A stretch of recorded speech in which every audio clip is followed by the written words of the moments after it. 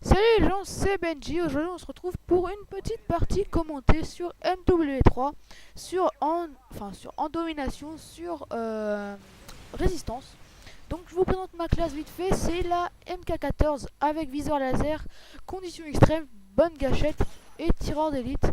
Et franchement, c'est une tuerie cette classe, elle est juste énorme. Avec comme compétence d'arme la compétence d'arme recul. Comme Killstreak, j'ai les Killstreak de spécialistes qui vont de passe-passe, assassin à tracker. Et ben voilà, vous allez voir la partie que je vais faire. Je trouve que c'est plutôt une bonne petite partie. Donc vous allez voir tout ça. Et aujourd'hui, enfin pas aujourd'hui, mais je voulais vous présenter, je voulais vous présenter mes excuses pour le manque de régularité dans mes vidéos, parce que c'est vrai que ça fait plus de 3 semaines que j'ai pas fait de vidéo. Et c'est tout simplement que en ce moment il y a eu j'ai eu des petits problèmes avec Sony Vegas Pro et avec mon micro, donc maintenant c'est opérationnel, mais j'espère que mon micro je vais le changer à Noël, j'en aurai un nouveau, donc je pense que la qualité sera beaucoup meilleure, sera beaucoup mieux. Donc voilà. Alors la MK14 pour moi c'est vraiment un coup de cœur, elle est vraiment puissante au corps à corps, vous allez le voir dans certaines séquences, comme là par exemple, bon c'est pas vraiment là au corps à corps parce que l'ennemi ne m'avait pas vu, mais c'est vrai que quand c'est l'ennemi qui commence à tirer, euh, vous avez quand même une part de chance, enfin on peut pas dire une part de chance, mais vous avez quand même un moyen de le tuer. C'est vrai qu'elle est quand même déjà très puissante, et c'est vrai que voilà quoi, elle est très précise, elle est très puissante. Bon, c'est vrai que sa cadence de tir n'est pas au top, mais généralement quand on utilise cette arme c'est vraiment pour tuer les ennemis de très très loin, enfin de loin, et au corps à corps elle reste quand même puissante, même si c'est vrai que c'est pas son fort. Donc je vous rassure tout de suite, hein, j'aurais pas la Moab. Si j'aurais eu la Moab, je serais pas comme ça, je serais encore plus foufou, même si c'est vrai que j'ai un moment j'étais pas loin, j'étais à 20 kills d'affilée de la Moab. Enfin j'avais fait 20 kills d'affilée avant d'avoir la Moab. Non c'est 20, petit bug, on reprend. J'étais à 20 kills d'affilée, mais je me suis fait tuer par un campeur, et j'étais assez dégoûté, mais bon, c'est comme ça, hein, c'est... Voilà, la Moab, faut avoir quand même une part de chance, et faut tomber sur les adversaires adéquats. C'est vrai que je pense vers Noël, je pourrais essayer de la faire, parce que il y aura beaucoup de personnes qui iront acheter la W3, donc je pense qu'il y aura beaucoup de petits prestiges, enfin de petits levels même, et je pense que il y aura moyen de faire quelque chose. Donc je vais essayer de vous la débloquer le plus rapidement possible. Donc la petite astuce, lorsqu'il y a un prédateur, j'étais sur la position B accompagné de plusieurs personnes. Donc j'ai vite décarbé de cet endroit parce que l'ennemi allait se faire une triple, et c'est vrai que quand on est au prédateur, quand on voit un seul ennemi ou trois ennemis bien côte à côte, voilà quoi, on choisit tout de suite lesquels tuer. Et là vous avez vu comme quoi au corps à corps elle peut être puissante. Bon, certes je suis encore tout rouge, mais voilà, elle peut être vraiment puissante. Et je n'ai pas de rapid fire, hein, donc c'est vrai que là on dirait un petit peu, mais bon c'est à cause du mode studio. Donc voilà, alors là je vais camper un petit peu. Bon, moi j'appelle pas trop ça camper, parce que c'est vrai que si vous regardez le radar, il y a un hélico dans le ciel. Et c'est vrai que moi lorsqu'il y a des hélicos, je suis pas du genre à aller dehors, à rusher partout. Je suis vraiment plus, j'ai vraiment pas envie de me faire tuer, donc regardez là encore un autre exemple de corps à corps, très puissante. Après je sais pas trop à rusher que lorsqu'il y a un hélico, regardez là, déjà je me fais tuer. Donc je vous rassure, hein, quand il y aura plus d'hélico, je vais bouger. Euh, Ouais, donc je voulais un petit peu aussi parler d'Halo 3, de ce que vous en pensez. Personnellement, moi, je rage beaucoup dessus. Il y a beaucoup de choses qui me font rager, comme le temps de retard.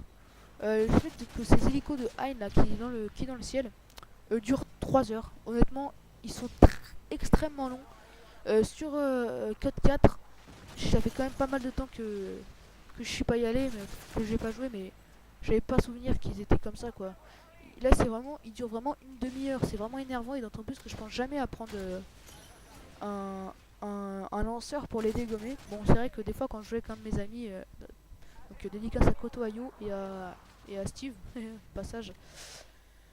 Donc je voulais faire une petite blague pour Steve, mais non, finalement non. Donc qu'est-ce que je disais? Ouais, je disais aussi que j'avais pas souvenir que les échos duraient autant de temps dans Code 4, et aussi que j'ai un de mes amis qui utilise beaucoup de lanceurs comme le javelin, donc c'est vrai que c'est pratique de jouer avec lui. Donc là, je sais plus trop à combien je suis, mais bon. Vous allez voir toute la manière à la fin. C'est vrai que dans ce mode studio on peut pas faire start pour voir à combien de score on est. Mais bon, tout ce que je sais c'est que c'est pas une partie extraordinaire. Mais voilà, je trouve que c'est une bonne petite partie pour montrer la MK14 qui je pense je vais bien jouer avec cette arme. Elle a l'air d'être c'est vraiment une super arme. Et je pense essayer de la monter au niveau 31. Bon là c'est vrai que ça va pas trop le faire parce que je suis prestige 2 niveau 68. Donc,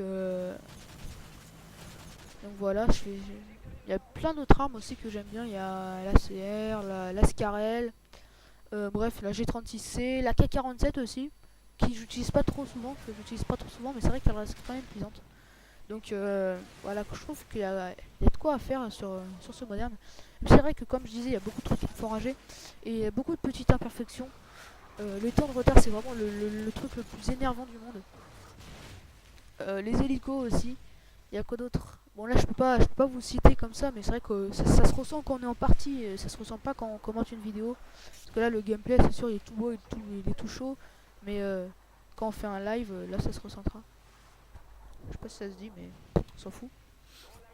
Donc là vous avez vu qu'il y aura plein d'ennemis, donc et de 1, là et de D, bah non. Je pensais avoir au moins 2 personnes, mais j'ai pas réussi. Et je crois que c'est dans cette partie que je vais vous montrer qu'elle peut être aussi efficace quand il y aura plusieurs ennemis. On pourra gérer plusieurs ennemis grâce à cette arme. Donc c'est vrai que si vous n'avez pas l'habitude de jouer avec, moi je vous dis essayez-la, regardez là. J'ai réussi quand même à le tuer. Pour vous dire en 2-3 balles le mec il meurt, donc c'est vraiment 3 balles même. Regardez à bout portant 3 balles. Avec la compétence d'assaut du truc, la compétence d'arme recul, viseur laser c'est vraiment je trouve ce qui est le mieux. Après aussi on peut mettre la compétence d'arme accessoire, enfin 2 accessoires, bling bling on va dire.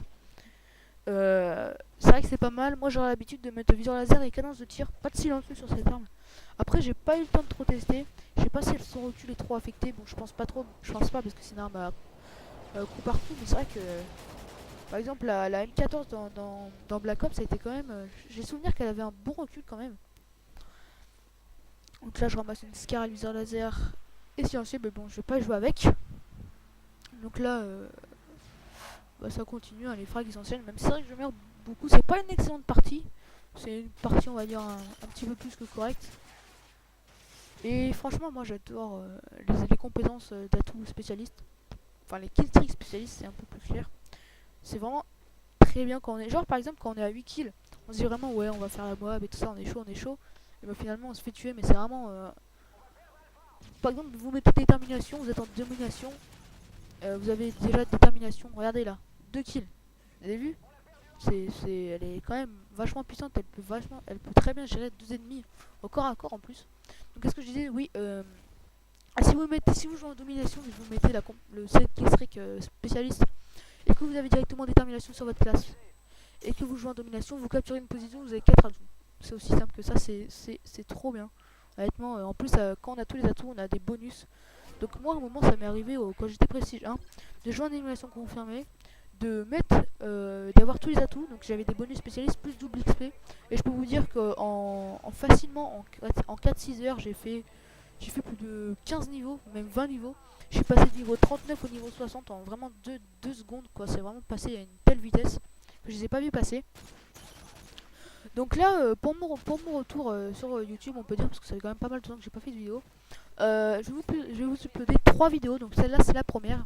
J'ai un autre gameplay à l'ACR et j'ai un autre gameplay à la PP90M1. Que c'est vraiment, ce sera sur Dome, donc ce sera vraiment une partie de rush intense. Ce sera un gameplay très nerveux. Certes, je vais beaucoup mourir, mais enfin, je vous montrerai ça dans la prochaine vidéo. Je pense que ça va être la deuxième. Ouais, je pense que je vais faire la MK14 en premier, ensuite le gameplay à la PP90M1 et le gameplay à l'ACR. Donc j'espère que ça va vous plaire. Et j'ai un petit concept aussi, c'est qu'à chaque gameplay je change d'arme, histoire de vous montrer toutes les armes de NW3, aussi bien tous les snipers que les fusils à pompe. Donc la M414 ce sera fait, enfin c'est fait, c'est en train d'être fait. La CR c'est déjà fait, G36C c'est déjà fait, PP90M1 ça sera fait. Et puis voilà, après il me restera, je pense m'attaquer aux fusils à pompe et aux snipers. Donc vous me direz dans les commentaires ce que vous en penserez, mais moi je trouve que ça peut être sympa, comme ça ça diversifie pas mal les gameplays. Surtout aussi les modes, vous présenter tous les différents modes qu'on peut trouver, lesquels sont les mieux. Parce que c'est vrai que défense en équipe, le nouveau mode là avec l'élimination confirmée. Autant élimination confirmée c'est bien, mais défense en équipe, c'est un bon mode de campeur. Je me rappelle que j'avais fait une partie en défense en équipe sur résistance. Les mecs qui campaient dans le bâtiment, c'était horrible. Donc voilà, vous me direz dans les commentaires ce que vous en penserez. Bon bah c'est le fin de ce premier gameplay. J'espère que ça aura plu. Allez salut tout le monde, c'était Benji. Tchuss.